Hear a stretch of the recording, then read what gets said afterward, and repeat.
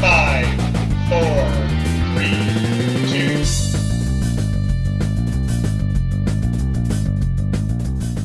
Hi, and welcome to Exploring Hobbies. My name is Randy Nunez, and the hobby we're going to talk about today is amateur radio. And here to talk about amateur radio is Dan Romanchik. Welcome to the show, Dan. Thanks, Randy. Now, when amateur radio people meet, they have to exchange what we call our call signs. Correct. So my call sign is N1NEZ. Right.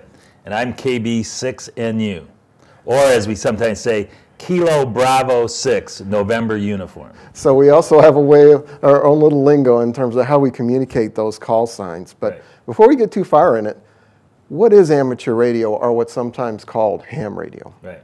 So amateur radio is a hobby. It's enjoyed by 700,000 people in the United States alone, and about 2 million people around the world now. And it's actually more than a hobby, though. If you look at the law says it's the amateur radio service, and there's a big service aspect to that. Lots of people are in amateur radio because of the public service aspects, and we also provide emergency communications in times of crisis. So it's both a hobby and a service.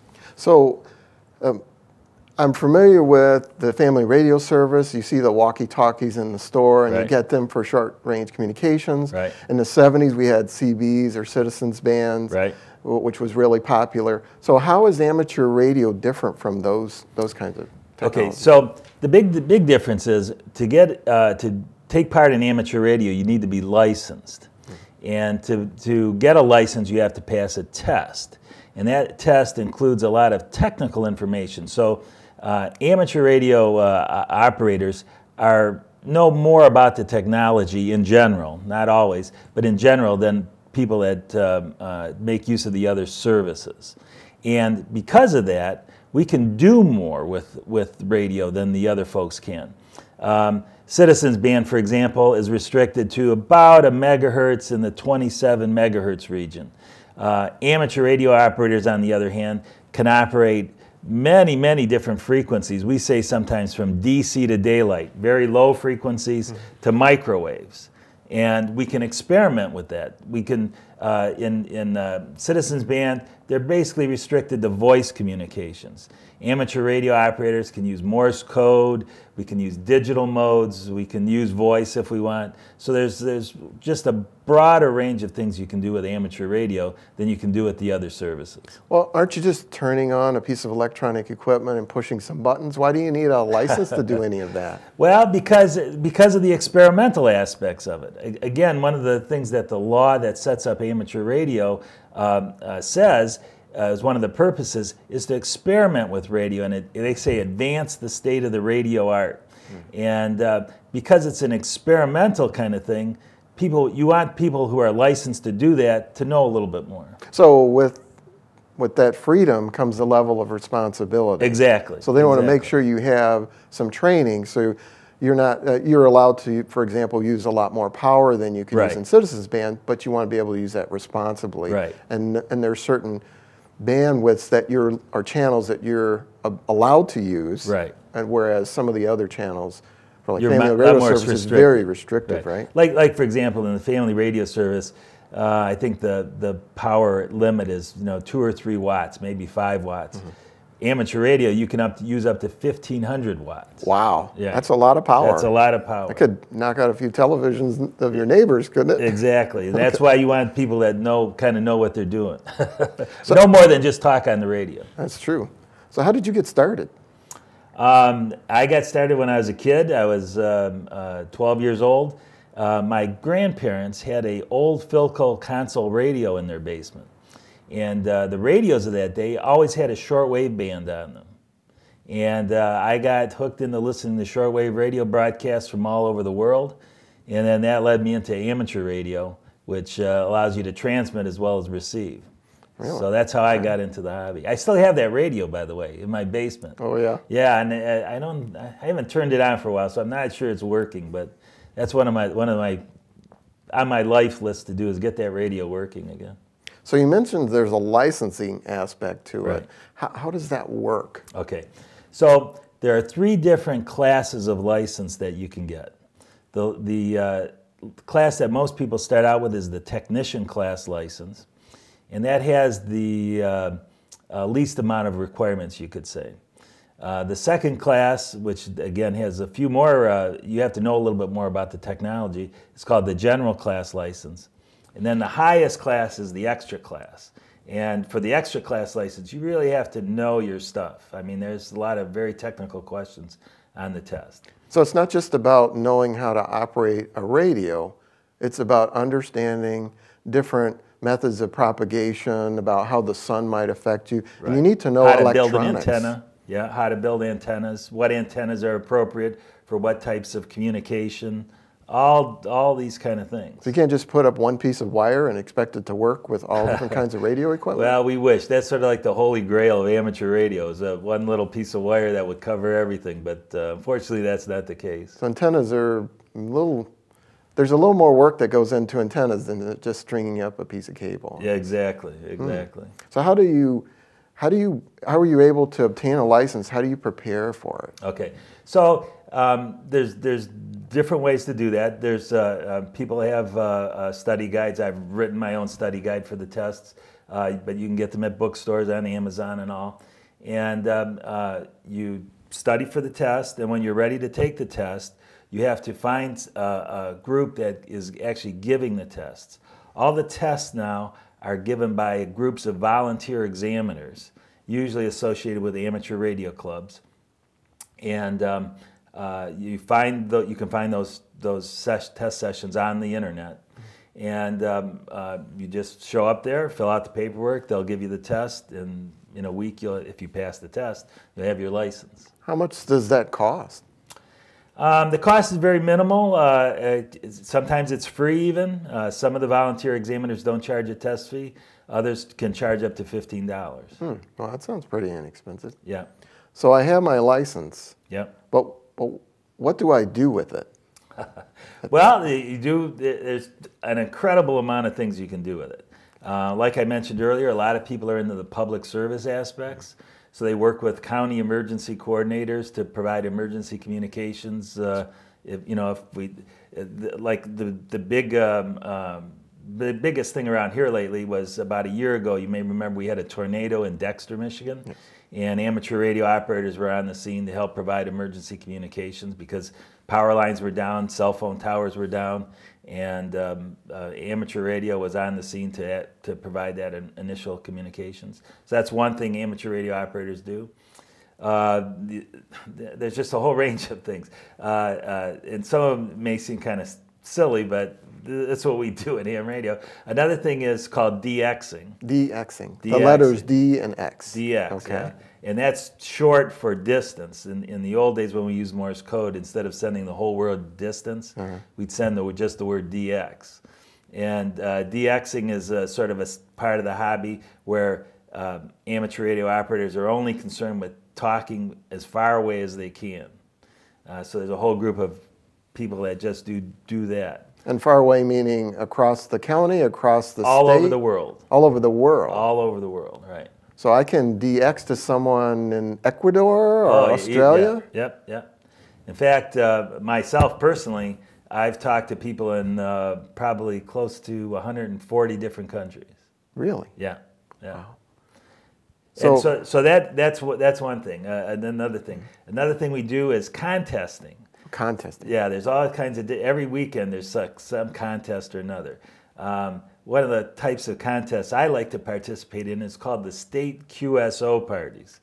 And so, for example, say there was next week coming up is the Tennessee QSO party. So the idea in that contest would be for me, since I live in Michigan, to talk to as many people in Tennessee as possible. And not only as many people in Tennessee as possible, but as many counties in Tennessee as possible. Okay. So I know it sounds kind of crazy, but they can be fun. There's other kind of contests. There's DX contests where you try and talk to as many countries as possible. So that's contesting. Some people are only interested in contesting. Really? Yeah, it's kind of crazy. So you have your license, you have an idea of what you can do, and we have here some potential equipment that you would need to have if you wanted to use amateur radio. Right. So let's start on the far end here. Okay. What are these walkie-talkie looking things? What are they? Okay, so we call these HTs, handy, short for handy talkies. Okay. And these are the things you might use in an emergency communication situation. If you're on the scene, you'd be using one of your HTs to go wherever you need to go. So these also require you to have a license? They do require a license. But yeah. they're so little, they look like anybody could use them, Yeah, right? you still need a license. Still need a license.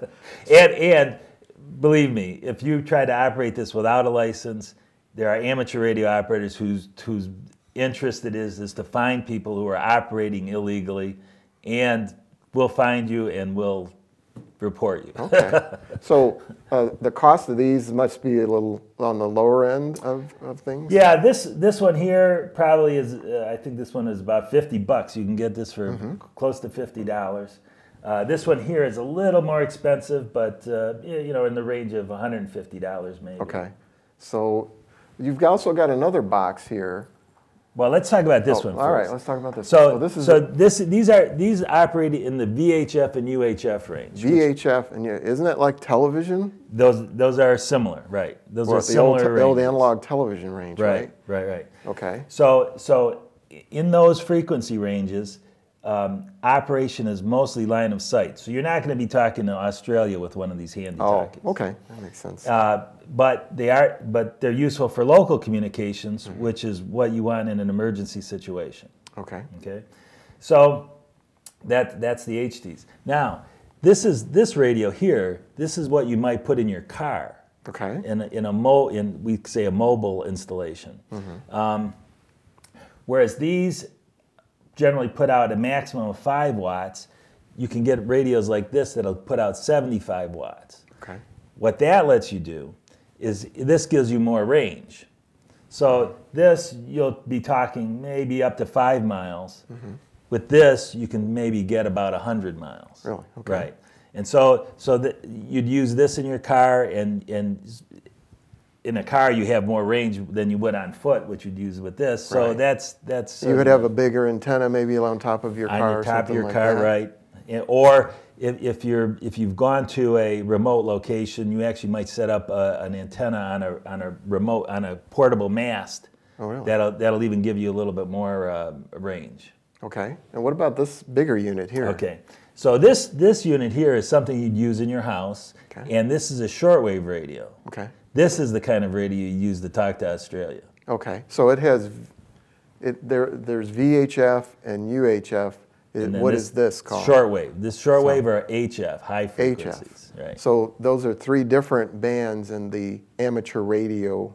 Well, there area? are 3 different frequency ranges. There are even individual bands within those frequency ranges. Okay. So, for example, in the HF range, there's probably now 8 or 10 sub-bands within the HF region that amateur radio operators can operate on. So the difference is with VHF and UHF, the propagation of the frequencies is a shorter range, but with HF you can get some of these longer ranges. Right, and the reason for that is shortwave signals bounce off the ionosphere. The ionosphere is a region of the atmosphere that curves around the Earth, and shortwave frequencies will actually bounce off that ionosphere and bounce back to Earth. So what happens with the VHF and UHF With frequencies? the VHF, it just goes straight through. So even if it could reach the ionosphere, it keeps going. It doesn't come back down to Earth. Exactly. But this one does come back down to Earth. Exactly. Does it depend on the conditions of the environment, though, in terms of how that would work? It sometimes, but VHF and UHF frequencies generally will always go straight through the ionosphere. Okay. But with HF? With HF, it depends. It depends on a lot of different factors. It depends on the actual frequency band you're using within the HF region, and then on the condition of the ionosphere, sometimes the time of day, because the ionosphere changes during the times. How about the sun? Does the sun have any effect? That's what I'm saying. So the time of day, if at night, during the day, the sun is beating on the ionosphere, so there's more ions in the ionosphere. So that creates a certain set of conditions, which is favorable for some bands and not others. Whereas at night, you don't get that radiation, so you get less of an ionosphere or less dense ionosphere, and so other bands are better at night than during the day, while some are better during the day and some at night. So this is all things that you learn over the years. And sounds like that's why you need a little bit of licensing. That's right. A little bit of experience helps too. Yeah. Sort of understand the technology, because you said antennas are not all right. equal, and now it depends on the weather conditions Right. and what frequencies you're on and those kind of things. All those kind of things. So tell us a little bit about this little unit here. Okay. So another, I mentioned before, amateur raters are experimenters and builders. Well, a popular activity, if you will, is kit building. And so we actually build our own radios. And this one I actually built from a kit.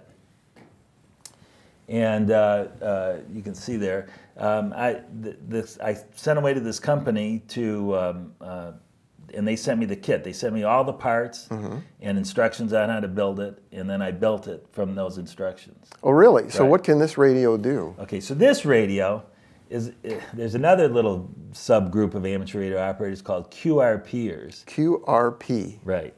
And what they like to do is use very low power and see what they can do with as low a power as they can. Well, this is an example of a QRP radio. And one of the nice things about QRP is that the radios are smaller because you don't need, like, the higher in power you go, actually the bigger components you need, just so they can withstand the power. Well, if you're operating low power, you can have a very small radio. What that allows me to do with this radio, is to take it out to a park or to wherever I want to go, string up an antenna in the trees, and then operate from the park, which we do. So how far do you think you can get with a radio like that?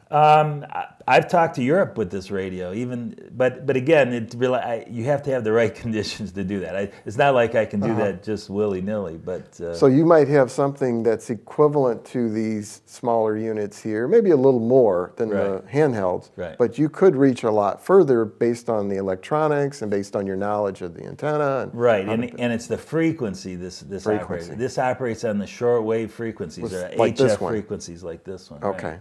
And that's what this lets me do. So this combines several things of the hobby: the kit building, and then QRP, low power, and then DXing. So and then distancing. Okay, interesting. Yeah, this was fun to build. This was kind of fun to build. What would a kit like that run in today's environment? This one cost me about $400, but you can now buy equivalent versions which don't have quite as many features for about $200. So several $100s. Yeah. Okay. Yeah.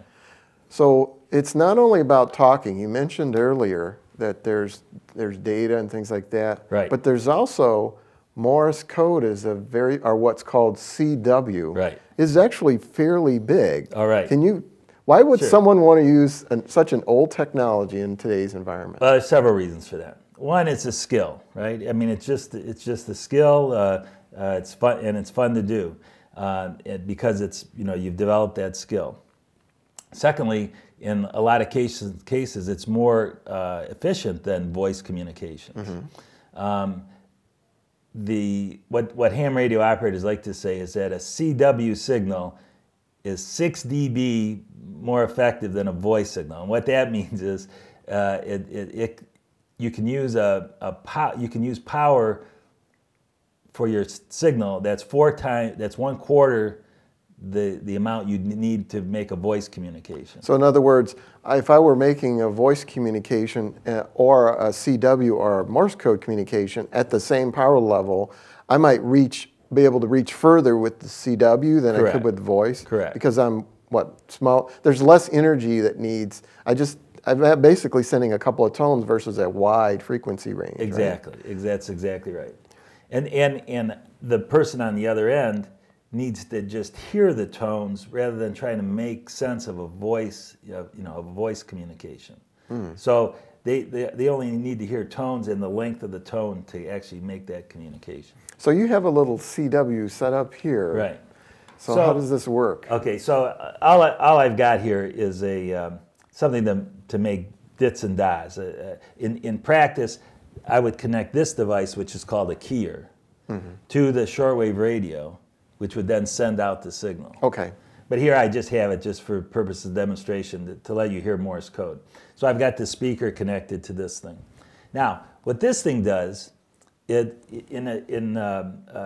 the old days, say, you used to have a key, and that key was just a single switch, and the operator would have to make the dits and the dies manually. You know, like the old westerns when they're in the telegraph office Exactly. where they're pushing down on the handle. We call that a straight key in amateur radio. Well, now with the advent of the keyer, what the keyer does is it makes the dits and the dies automatically, and that's so the dots and the dashes. Well, we say dits and dies. Oh, what's the dit and what's a dot? Well, a dit is the dot, and the die is the dash. And the reason we say dits and dies is because that's the way it sounds. Oh, I got it. And so when you're learning Morse code, and I hope you'll learn Morse code, you don't want to think in terms of dots and dashes. You want to think in terms of dits and dies because that's the sound. And when you learn it, you want to learn by sound and not by the dots and dashes. Okay. Okay. So anyway, this device makes it a lot easier to actually send because you're not pounding. We used to call it pounding brass actually because you'd be pounding that key. You're not really pounding the key. Instead, what you're doing, you're using this thing which is called a paddle, and it's got two switch closures, and the one makes a series of dits. The other one makes a series of dies. Oops. So the dit is a dot and it's a shorter. Right, it's the and shorter. And the da is the dash, it's the longer one. Right. Okay. And all the characters are combinations of those dots and dashes, or dits and dies. So A would be like. Okay. And if you notice, this is also makes it much easier for me to send because I'm not pounding on it, but I'm just moving my hand back and forth. So you move it. You're moving your thumb and your forefinger. Right. Okay. And in the old days, the telegraphers used to get a condition called glass arm, which is really carpal tunnel syndrome, because they were pounding that key. So that took a toll on the guy's wrist and his arm. Here, my arm is resting on the table, and all I'm doing is moving my fingers or my wrist back and forth, which is on the table. So how fast can you communicate with this? Well, some operators are very fast. I personally contacted operators that can operate 50 words a minute. Really? Yeah, I'm not quite so fast myself, but some guys are very fast. So is this used a lot in the contesting because you can make contacts faster? Right. Not only can you make the contacts faster, but they're easier to understand. Again, you're just listening for the tones. You're not listening for letters. And so, for example, if I was in a contest using voice, I might say, "Hello, this is KB6NU." The other operator might hear KD6NU. So I'd have to repeat it. I'd then use the phonetics: Kilo Bravo 6 November Uniform. That's kind of a mouthful, right? But here on CW, all I got to do is send. So that was your call sign. That was my call sign. And I would probably send it a lot faster in a contest.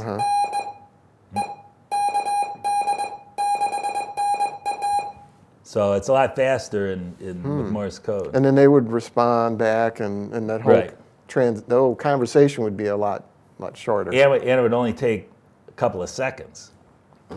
Okay. Yeah. And you actually keep track, if you're doing these contacts, you keep track of them somehow. Correct? Oh, yeah. So nowadays we have computerized log books, we call them. And so if I'm in a contest and I contact you, say, I type in your call sign and whatever other information is required in that contest, which is called the exchange. So it might be a signal report, and it might be your county if we're doing the Michigan QSO party. I just type that in, and the computer would keep track of that for me. Okay. So computers are a lot more integrated in amateur radio these days, correct? For sure. So how would people use computers in amateur radio? Well, for example, in the VHF world, we have a thing called APRS. APRS. Right. That stands for Automatic Position Reporting System. And what that allows people to do is they have a GPS receiver, and the GPS receiver knows their position. It's connected to a computer, which then transmits it via one of the VHF, UHF radios, transmits it as a digital signal, and that's picked up by the APRS system, if you will, and it can tell you, it tells you where you are. So it's a little like GPS for ham radio. Ham radio operators, right? Really? Okay. And one of the uses for that is, again, if you're in an emergency communication situation, it allows the person monitoring the amateur radio operators to know where those amateur radio operators are at any time. Okay. So that's kind of a nice feature. Any other ways the computers are integrated in? Tons of ways. So, Can I talk to an amateur radio person with just a computer? oh yeah, for sure. How would I do that? Okay, so like I say, we have now there's a bunch of what we call digital modes, and the digital modes make use of a computer, and we feed an audio signal into the shortwave radio which is sent out, and the received signal is also an audio signal, and they feed that audio signal into the computer, which does some digital signal processing on it to make the communication. And you say, well, why would somebody want to do that? Well, number of reasons. So there's a mode called PSK31, that stands for Phase Shift Keying 31. The 31 stands for 31 baud, so we're actually sending data at 31 baud, which is very slow. You know, your typical DSL line does, 1.5 megabits per second. Here we're doing 31. So that's pretty slow. But as it turns out, 31 baud is about how fast you can type.